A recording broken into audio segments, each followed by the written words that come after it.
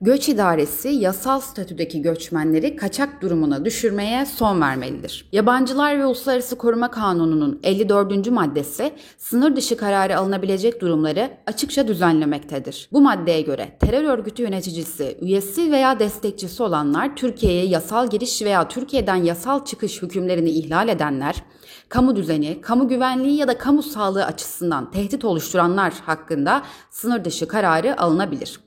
Ancak İl Göç İdaresi Müdürlüğü'nün mevcut uygulamasında yasal statüsü bulunan göçmenler hakkında herhangi bir soruşturma başlatılması durumunda dahi derhal sınır dışı kararı alınmakta ve göçmenler sınır dışı edilmek üzere geri gönderme merkezlerine sevk edilmektedir. Adli sicil kaydı temiz olan ve aile fertleriyle yasal yollardan ikamet eden göçmenler haklarında başlatılan herhangi bir soruşturma neticesinde azılı mücrim muamelesi görmektedir. Atılı suçlamanın niteliğine ve yargılamanın gidişatına bakılmaksızın verilen bu sınır dışı kararıyla göçmenler etkin savunma hakkından mahrum bırakılmakta ve masumiyet karinesi ihlal edilmektedir. Yargılama neticesinde beraat kararı verilmesi yahut savcılığın takipsizlik kararı vermesi dahi çoğu kez yeterli olmamaktadır. Göç idaresi için göçmen hakkında bir kez soruşturma açılması, sınır dışı kararı verilmesi için yeterli görülmektedir. Hakim ve savcıların soruşturma ve kovuşturma yapmasına gerek duyulmamakta, yargılamanın sonucu ve iddianame dahi beklenmeksizin göçmenler hakkında derhal sınır dışı kararı verilmektedir.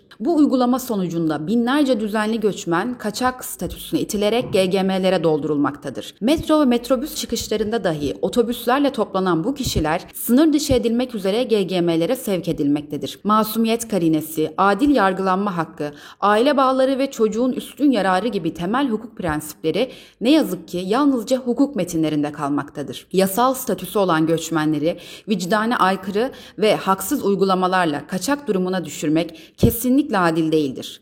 Göç idaresi tarafından göçmenlerin kriminalize edilmesi uygulamasına bir an önce son verilmelidir.